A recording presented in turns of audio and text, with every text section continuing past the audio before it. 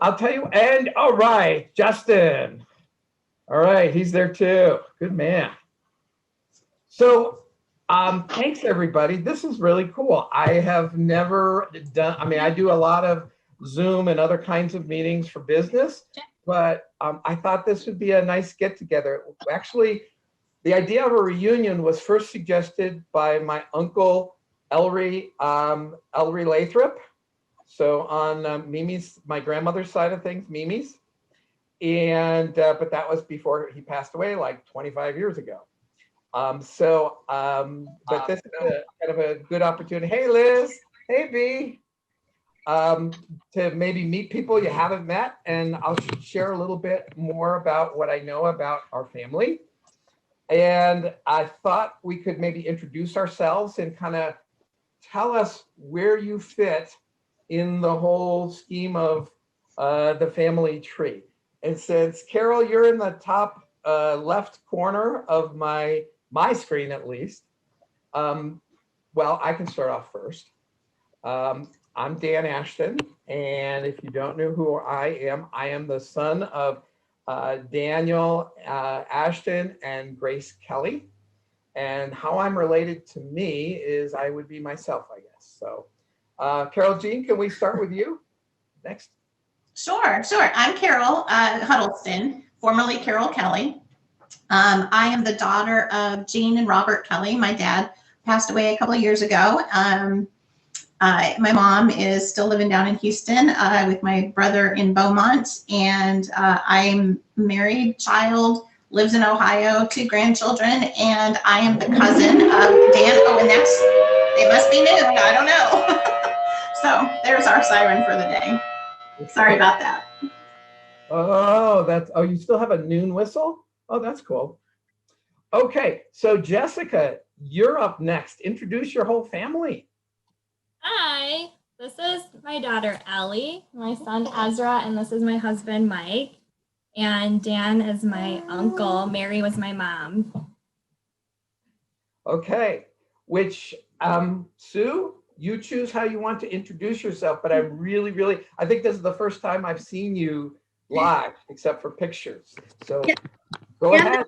This is my very first Zoom. So I am the daughter of Mary. I never got to meet her because I was adopted, but I recently found out that she named me Kristina Diane.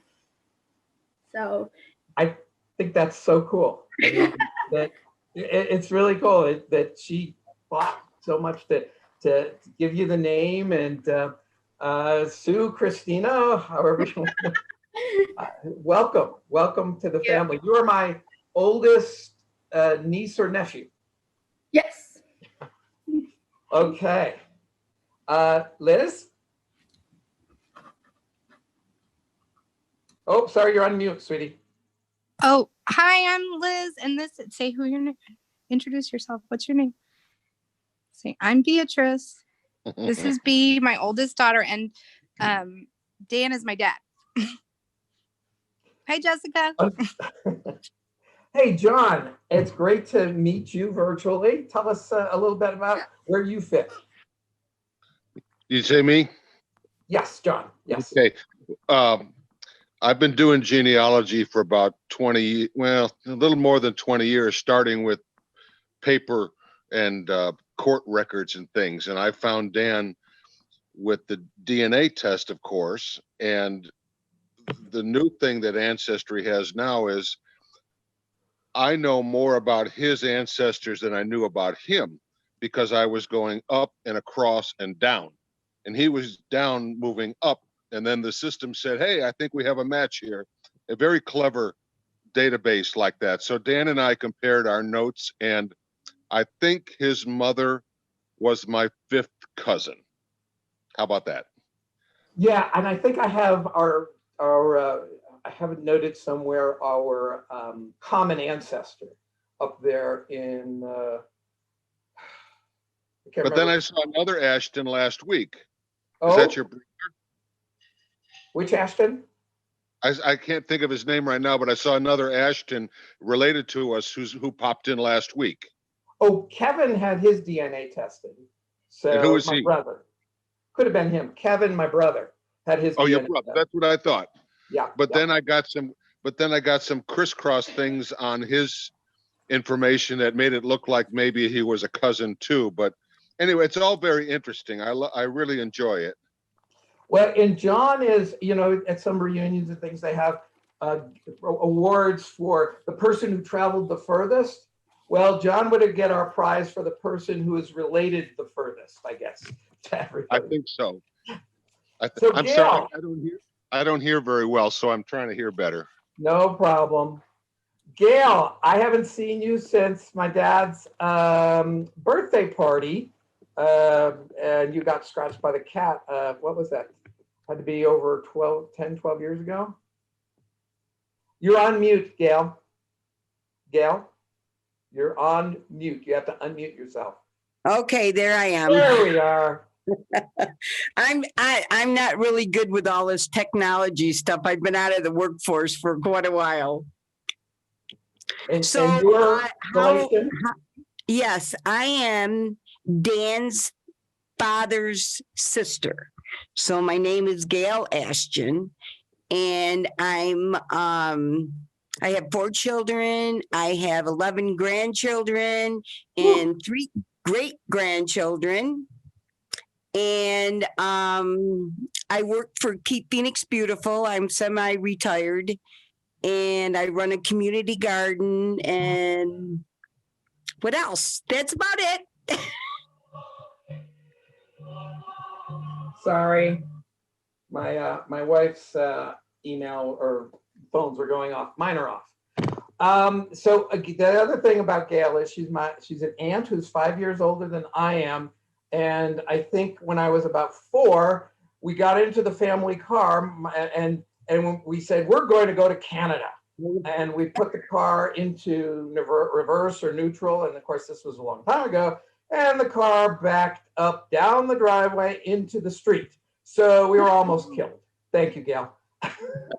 You know what? We used to get into a lot of trouble, Dan. Yeah, and you were the older one to help out there. So Kelley, not to be confused with Kelley, Kelley, in my mom's side of the family. Go ahead. Oh, you're on mute still. Unmute. There we go. Oh, there he is. Thanks.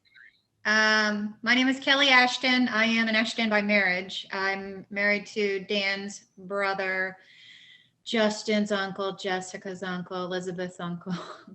So I'm sitting in for him because he's too camera shy.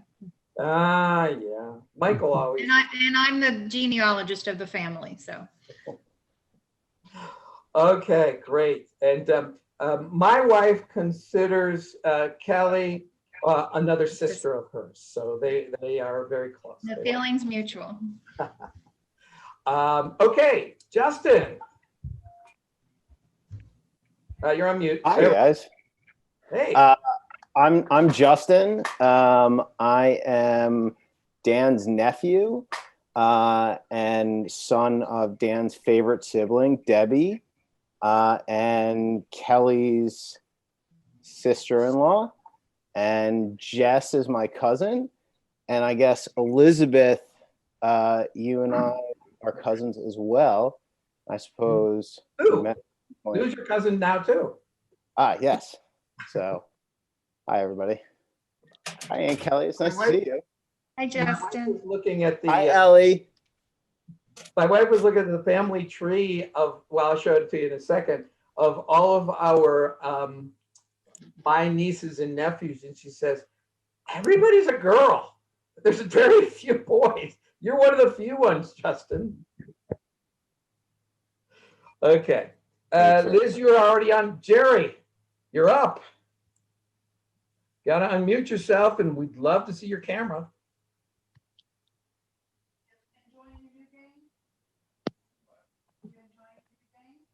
Gerry, okay, Jerry's taking a bio break, I guess, which people do on these Zoom meetings.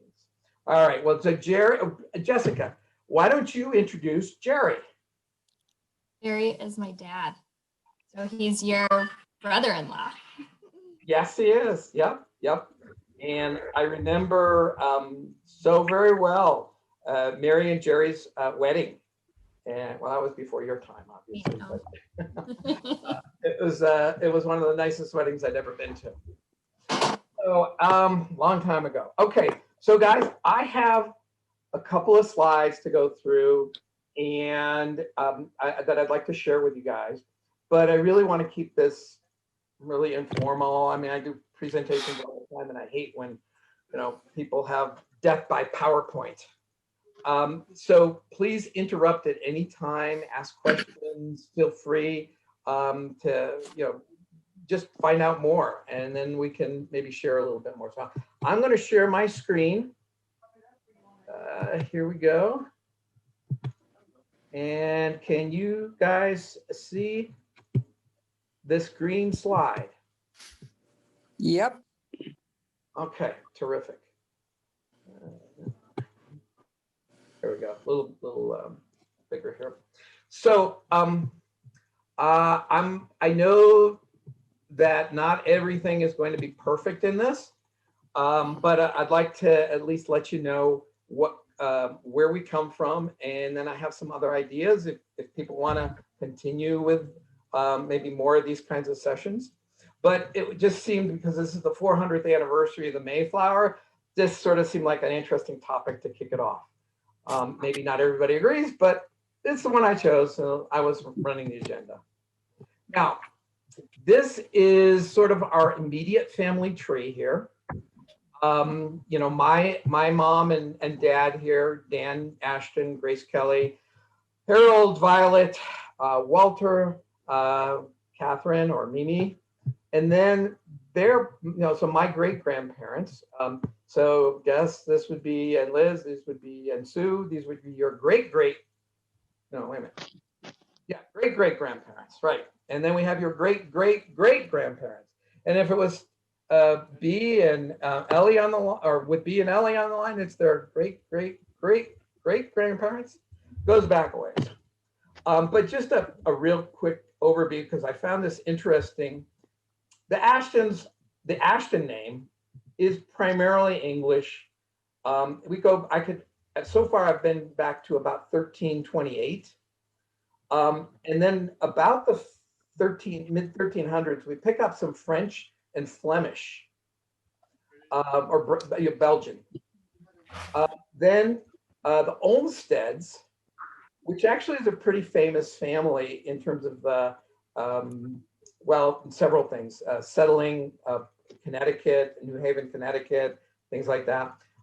We got English going back to about the year 1000, but we've introduced some Welsh, Scottish, Belgian, French, German going back to 742, Russian, Swiss, Italian, and Irish.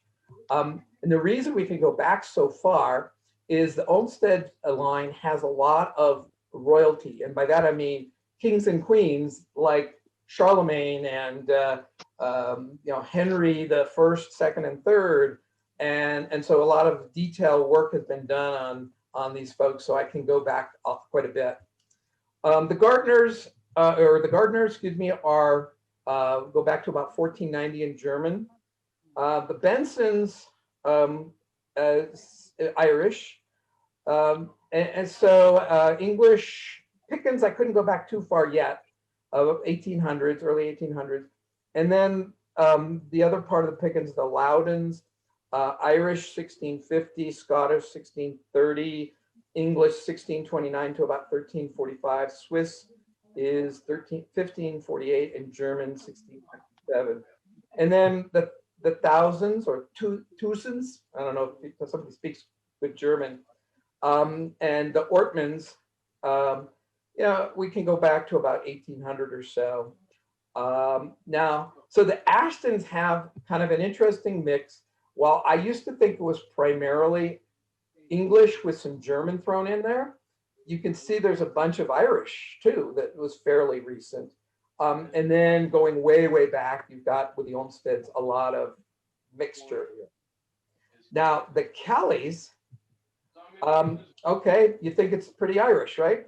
Well, the Kelleys certainly are Irish, and like I'm right now in Bogota, Colombia, with my wife's family, and in Bogota and Ireland, a lot of the records are in the churches. So you can't go to some central government facility to get records. And so I haven't been able to find, go back too far for the Kelleys. Plus Kelley is a very common name. And so it's hard to say, unless I have a pretty good degree of certainty, it's hard to say who is what. You know, is this John Kelley, the John Kelley in my family? We don't know yet. Now the McConnells, though, are kind of interesting because and that's what Dan, that's where you and I are connected. In the Kelley area, yeah.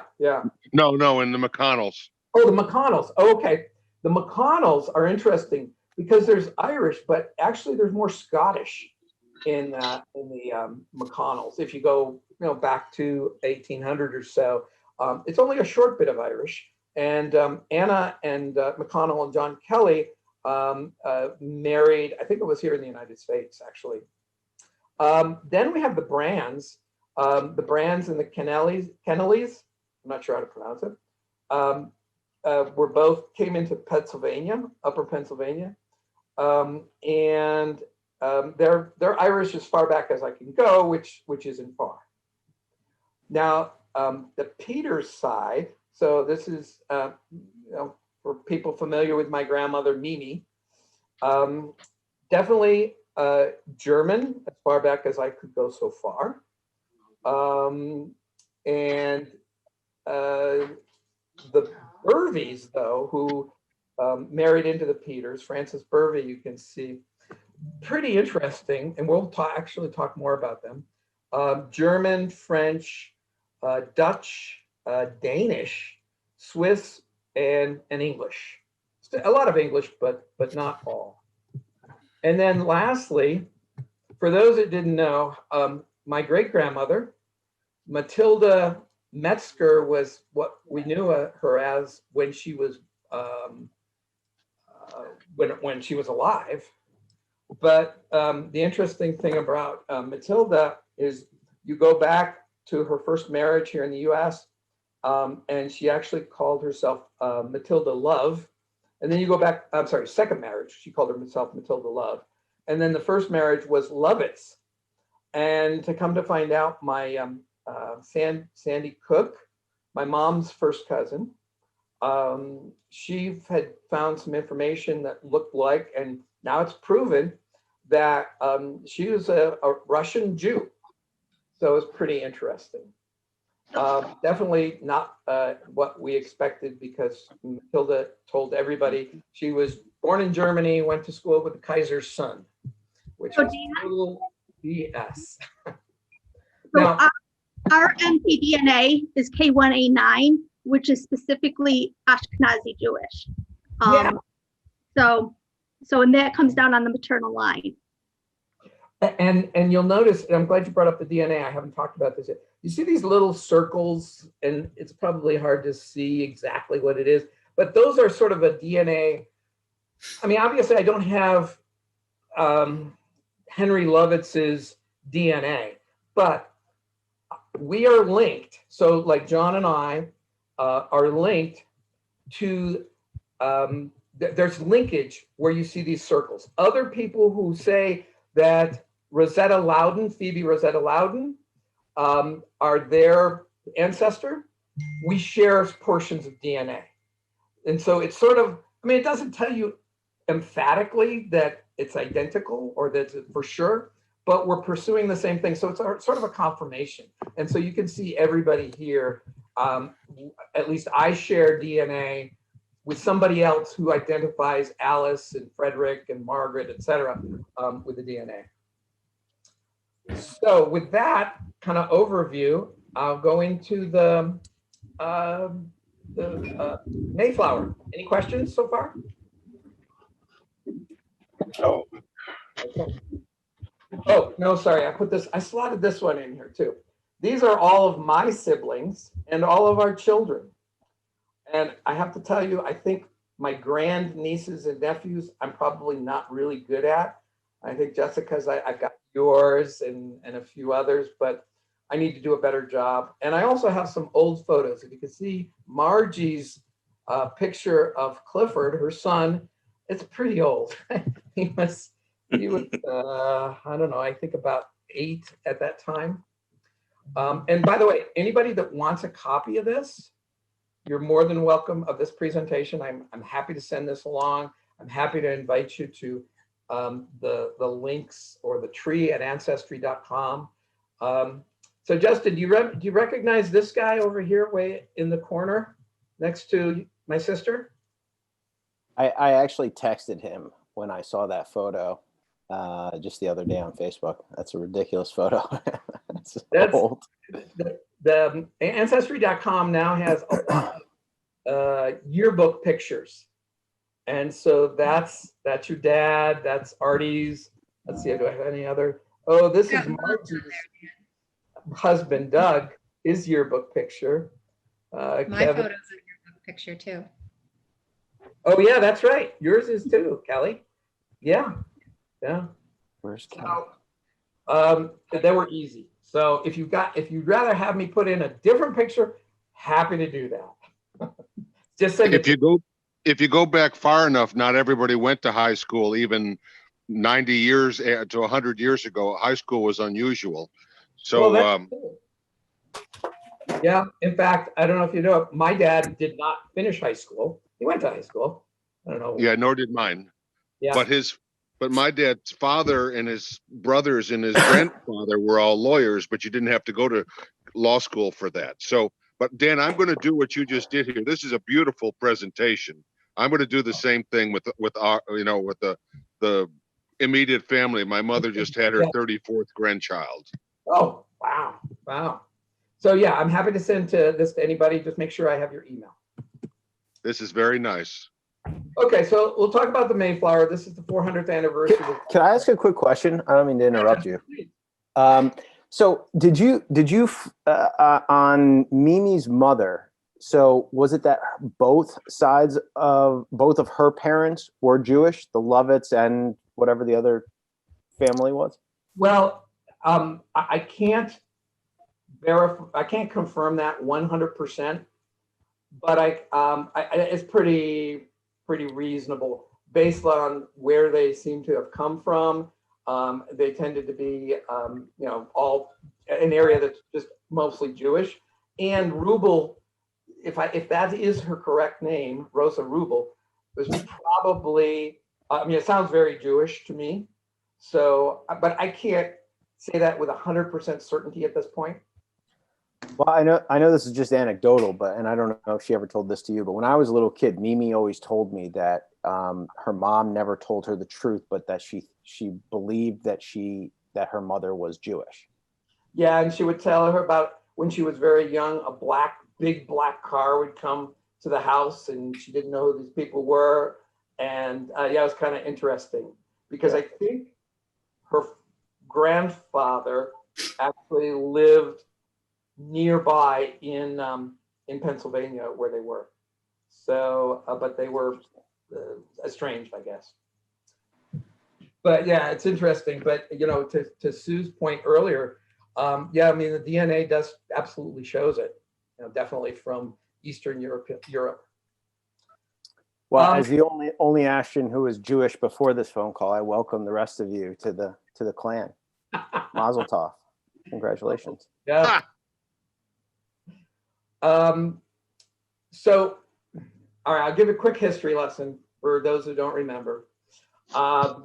So Pilgrims are different than the Puritans. The Puritans were trying to change the Church of England. The Pilgrims said, no, we don't even like it. We want to be different. And they originally, to avoid religious persecution, went to Leiden in Holland, and now the Netherlands. But eventually they felt that they were out of place there as well.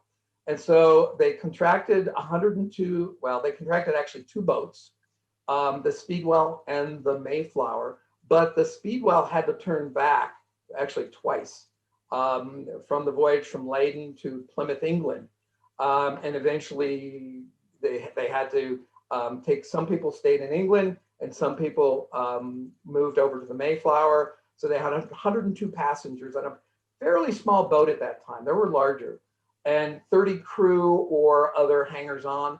And sometimes they refer to those as saints, the passengers, the pilgrims, and strangers as the crew or other folks. They spent 10 weeks at sea. They found, or they, I won't say they didn't even step off, but they discovered land around November 19th, 1620. But because they were trying to go to Virginia, that was their conditions, their contract. They tried to go south, and the winter seas had just, kept them from going. So they eventually gave up after a couple of days and tried to settle. On board the Mayflower, because they weren't in the Virginia colony where the rules were already established, they came up with the Mayflower Compact, which is basically a precursor to the Constitution in some ways. Some of their own rules, because there weren't any without that. And this is before they even set foot on land. And it was just the males at that time. Sorry, ladies. But they stayed on board during the entire time because they landed in their boats, the small boats. They landed at the Plymouth Rock, right? You hear about that all the time. There is one, might not be the original. But they found that because it was so cold, because they had been delayed by the speedwell breaking down and other things, that they couldn't do any planting. There was nothing to be found. And so they actually stayed on board the boat, the ship, the Mayflower, the entire winter. And during that winter, everybody got sick almost. And we complain when we have to sit on the tarmac for 2 or 3 hours. Yeah, how'd you like to do that for 3 months? So about half of the passengers and the crew died during that time. And then the following year, the Indians helped them. Oops. Hang on. Oh, wait a minute. We can go longer than 40 minutes. The Native Americans helped them plant, helped them survive that first winter. And that's where we get the whole idea of Thanksgiving was celebrated for 3 days. It might have included turkey, but probably not. But it included eel and lobster and deer, venison, right? In 1621. And you can see there were 90 Native Americans versus just about 50 Europeans. That's enough history lesson. Questions? Okay. So which part of your family is connected there? There we go. There we are. Somebody had to ask that question. Yeah. All right. So in two ways, from the Ashton side and the Kelley side, we are connected. You can see the brown squares here are people who actually were on the Mayflower. The sort of tan squares are typically family members who came over later in 1623 on the ship Anne. So they're pretty recent. I mean, they missed the whole, well, I mean, they still got ill, but they missed the big illness that the Mayflower folks had. And then the darker blue are the folks that are part of the lineage. And the lighter are just the spouse of that person. They're not necessarily part of the blood lineage there. Now, this one person, Josiah Cook, which would then include Francis Cook, I'm having some concerns that probably not part of this, not part of the lineage. It's somebody who is same name around the same time. And I think people have gotten it confused with a Jacob Cook. So this top line is probably not correct, but I'm still trying to do some research. There's a lot of folks that just try to put in a name. John, you probably know this, and Kelley, you might too. Just, oh, it looks right, let's put it in there, but it's not. And you really have to do some research, which I found WikiTree is pretty good at folks that have really done a lot of of work on that. But Richard Warren, okay, so Francis Cook, we're going to go through him, go past him because it probably may not be relevant. But Richard Warren, a stranger, he was a merchant. He was the 12th signer of the Mayflower Compact. He was a merchant originally. And he's an ancestor of FDR, Ulysses Grant, Thoreau, Orson Welles, Longfellow, Hemingway, and I know my daughter Elizabeth will like this, is Laura Ingalls Wilder, because we used to watch Little House on the Prairie. You can see these are like 12th generation between me and some of these folks on my dad's side. So it goes from Daniel to Harold to Harry to Alice Olmsted. So this phase, and this is where these converge, if this top one is correct. The Fays were actually pretty involved in the Revolutionary War. And then through Child Church, Elizabeth Warren, not the senator, and then Richard Warren and his wife, Elizabeth Walker, who came over on the end. So that's the lineage for folks, and you can kind of see where you fit in then from this. Okay. Hey, Dan, I thought you were related. I thought that in Ancestry, the tree shows John Alden in there as well. Okay, well, Elizabeth is, my Elizabeth is, but it's on her mom's side. Okay. Mullins, the Mullins and Aldens are from her mom. So technically, I actually am, but it's like 12th, 15th cousin, 22 times removed. Because it's funny because Kathy, my ex-wife, and I share a common ancestor, so we're related. But she's like my 24th cousin because we share William the Conqueror as a common ancestor. The bastard. Yeah, the best. Yeah. What's interesting is, well, it's not so interesting. It's not so elite to be part of the Mayflower family. There's like 4 million people who are descendants from the Mayflower because it goes so far back. So it's not, I mean, I guess a couple hundred years ago was a big deal, but not so much now.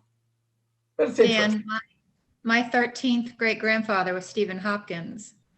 Oh yeah, okay, well then you and Michael are related. Right. No, I'm not sure Stephen Hopkins is in our tree. Could be, who knows? Okay, now this is the Kelley side. So let's see. Carol Jean, you still on too? I think we lost some folks maybe. Yeah, no, you're here. Yep, okay. And okay, so we've got more here, quite a few more, and I feel pretty comfortable about these folks actually, in terms of their accuracy. So one of the first is William Bradford. Oh, the same color scheme. Brown is Mayflower, tan is 1623 Diane. So William Brewster was the 4th signer of the compact. He was the senior elder and religious leader, and also a graduate of Cambridge. His wife, Alice Carpenter, came over on the on the ship Anne. Now, William Bradford, you probably heard both of these names before. He was the 2nd signer. He was the 2nd governor of Plymouth, and several more times. He like 5 times he was the governor. Now, he came over with his wife, Dorothy, and his son, John. Now, we're not related to them, especially Dorothy, because unfortunately, one of the few mentions of the women is she fell overboard while the boat was still anchored, while William was out exploring, and she drowned. People were, I mean, some people have speculated, you know, how did she fall overboard, or did she commit suicide? Don't know, right? I mean, it's just speculation, but it's possible. Now, his other wife, Alice Carpenter, whom we are related to, it does get a mention about the Carpenter sisters, so she had sisters that came, and how much of an impact, how important they were to the community. as the matriarchs and taking care of them. So I thought that was kind of a nice little comment, because you don't hear a lot about the women very often. And I've told my daughters, and I'll tell my nieces too, that that they're not as good as men. They're usually better than men. So Isaac Allerton was the first assistant governor. Now he had some shady dealings, and he actually was banished from the Plymouth community. And he ended up, now remember, they were in Leiden, Holland, and he actually went south and became one of the early settlers of New Amsterdam, New York City. He was a tailor, and he's an ancestor of Zachary Taylor. Gregory Priest, or Degory, 29th signer, he died during the Great Illness the first year. He was a hatter and an ancestor of FDR. Samuel Fuller. Now, John, you were talking about how lawyers were self-taught. He is a self-taught physician.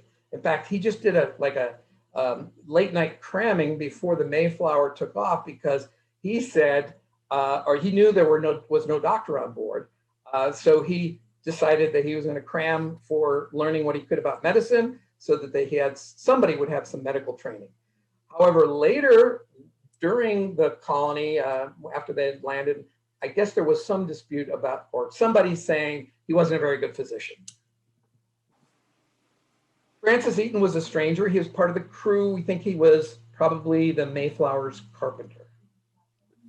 And so you could see a bunch of these do converge. In fact, where it's brown around the blue, you're converging a couple of lines here with Sarah Priest. I don't know if you can see my cursor.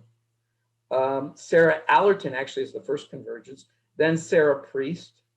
Then we go a little further to Francis Eaton. And then Benjamin Eaton and Aussie Eaton was the biggest convergence, where everybody comes together. And then that goes down Eaton's to Maxfield's to Burvey's to the Peters. Any questions or comments about this tree? Did you put this together? Yeah, this is just standard PowerPoint organizational chart. Okay, well, it's also very well done. Oh, thanks. Everybody's quiet. I'll give people a second to come off mute if you got a question. I have a question, Dan. Yeah. Where do you, when you do this research, do you get a sense of where kind of some of these folks lived? I'm kind of curious on if this is our lineage, kind of how the migration worked. Like, obviously I live in the Northeast, and I know at least from, you and your siblings, most of you hail from the Northeast. It's kind of your generation that left. I'm curious if we've been here for 500 years, or if it was kind of cyclical, or how. Just your mom. She, never mind. So it's a good question. So remember, the colonization of the U.S. really, or colonies, was started out in Virginia and the Northeast, the Boston area, right? And as time, so that's where most everybody would be. In fact, I have very few, or I can't find anybody that was part of, I think, the original Virginia colony. Now, we have a few folks who migrated to Virginia later, but you see eventually there's a movement from east to west. And remember, Western New York, even in the 1800s, was considered the Western frontier. And Buffalo was called Buffalo because of all the buffalo there. So, we have an ancestor, Jeremiah Olmsted, who was the first, in 1799, he was the first white man to plant crops west of the Genesee River. If that's an important river. Well, it is if you're in New York. So we have a certain amount of movement, but it is primarily New York, including not just Western New York, but another topic could be, if you guys wanted to do this, and I've got a list of topics, is how many folks from Holland we have ancestors that colonized New Amsterdam and Suffolk County and Southold. Do any of those places sound familiar to you, Justin? They do. They do. Yeah. Justin, Very what's much. your occupation? I'm the chief of staff for the Suffolk County District Attorney. So which Southold is in. Justin knows. Yeah, there's quite a bit of that we have down there too, but it's a different part of the family. It's the Kellogg's and the, shoot, what's the other one? I can't remember. But there's a bunch of activity down there as well. So you had Virginia, then the Massachusetts area, then about the same time, New Amsterdam. So Very cool. around in the late 1800s, we had a lot on the Kelley side in Bradford, Pennsylvania, or that area, Tioga County and Bradford County. So does that help at all? You know, Dan, you gave a good example of why people got on the boat in the first place, and came to the New World. But I have an expression. There's a city near us. We're in North Texas, east of Dallas. There's a city called Mesquite, and everybody makes fun of it. So I say, I wouldn't go to Mesquite for lunch without a good reason. Why would somebody pick up and go from Boston to Western Pennsylvania? Or, I mean, what got the, I try to think of the story, what was going on at the time. They weren't leaving a continent to go to a new continent, but they were moving, but also very likely not to go back to where they started. Travel was so difficult. So, well, like Isaac Ellerton, he was kicked out. So, and that actually wasn't that uncommon. If you didn't like somebody in your community, you kicked them out. And frequently it was, I mean, there's lots of reasons, right? I mean, these folks mostly originally for religious persecution, but in a lot of ways it was to get more land or oh, that's true. New resources. And so you have to look at everybody individually. I mean, so for example, why did the Lovitz leave Russia? Probably, I would put my money on anti-Semitic persecution. You know, it was. What year was it? Sorry? What year was it? 18, I want to say 1890s, late 1800s. And also, I mean, you can't avoid, religious persecution in the United States either. And that's why I think she changed her name from Lovitz to Love to Metzger. You know? That makes sense. Okay, so I know that doesn't give you a complete explanation, Justin, but I guess you have to take a look at each movement and see why. No, definitely. That was great. Thanks, man. Yeah. Anybody else? Hey, Danny, it's Gerry. Yeah, Gerry. Gerry, you still got to introduce yourself. Well, your daughter introduced you while you were on your bio break. When I was where? On your bio break. Oh, sorry.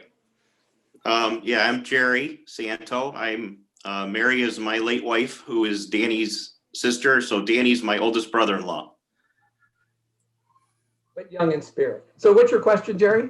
My question is that oftentimes when Mary and I would talk about her ancestry, and maybe Jessica can recall this, but she also thought she had a sliver of American Indian in her. Yeah, that was something brought up by my grandmother, Violet, who, Okay. by the way, I believe the one thing I remember about my grandma on my dad's side is I think her cologne of choice was Genesee beer, because that's the thing I remember about her most. Well, Dan, I did see Elizabeth Warren in your tree, so Right. that makes sense. Yep. But it's yeah, I know our friend or Senator Elizabeth Warren. No, that I heard that from my dad too, but it wasn't borne out. And one thing I definitely found out throughout all of this, don't believe what people tell you. You got to find the actual details around.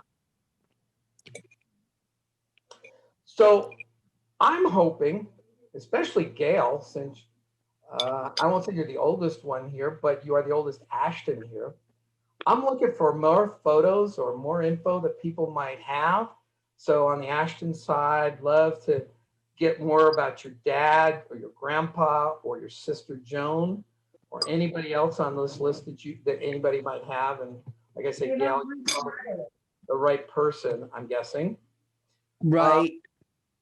And Carol Jean, I don't know if your mom has anything on your dad's side about Dolores, Pompey's first wife, or our aunt, his sister Mary. This one will be tough. Melvin Peters was Matilda's first husband, but there's just like we know his life or birth certificate and things like that, but he just really dropped out. Like Mimi always considered Walter Lathrop her real dad. And then Right. Yeah. Well, I think that, as far as Aunt Mary goes, we've got a ton of information on her. I've got some pictures and stuff that I can share. That the others, I know my dad did a bunch of research into the background, and I've got all that, and so I can take a look through that and see if there's any more information on there. He sent me a kind of a little booklet about, I'm guessing 30 pages long. And the interesting thing is Carol's dad, Robert Kelley, he was in possession, maybe you have it now or your mom does, the tithe or his grandfather, great-grandfather, was the tax collector, and he kept a book of receipts, and part of that book also included family things too that he noted. Carol Jean, you know what I'm talking about? I seem to recall something like that, and I'm sure that it is in the coffers somewhere in a box. We've moved my mom a few times now, and so I'm sure that we have it. So I'll check with my brother and see what he's got, because he's kind of the keeper of a bunch of the documentation. Well, and I think your dad was transcribing or putting that information into his booklet. So, and a lot of it may already be there. But I think that's kind of a valuable first source to have. So if anybody has anything on some of this stuff, that would be great. Also, there's some cousins. Gail, maybe you know where Joan's sons are, Tom and Mike. I know where Tommy is. We talk every month. Really? Oh, good. Okay. Yeah, he's in Wisconsin and married. And Michael showed up at my door about 6 months ago, and I gave him the cold shoulder because I did not want to deal with him. Yeah, I know he could be. Well, he's a typical Ashton, right? Trouble. Yeah. Just like my dad. On the Kelley side, I was hoping Betsy Cook was going to join us, but trying to get in touch with cousins Barbara and Cheryl and Diane. I remember them. Well, I remember Cheryl pretty well, but Barbara and Diane vaguely. So, or if anybody knows anyone from our family who might be interested in connecting with this, would love to, you can send them my way, in fact, or give me their info. In fact, here's my information. On the right-hand side, my email, because I think some of you I connected through Facebook, and you might not have my email or my phone number. In fact, Gail, I found your phone number out of the blue, right? And yeah. And what was the first thing I said was like, 2 weeks ago, and I said, let's go to Canada. And you're like, huh? Is this a prank call?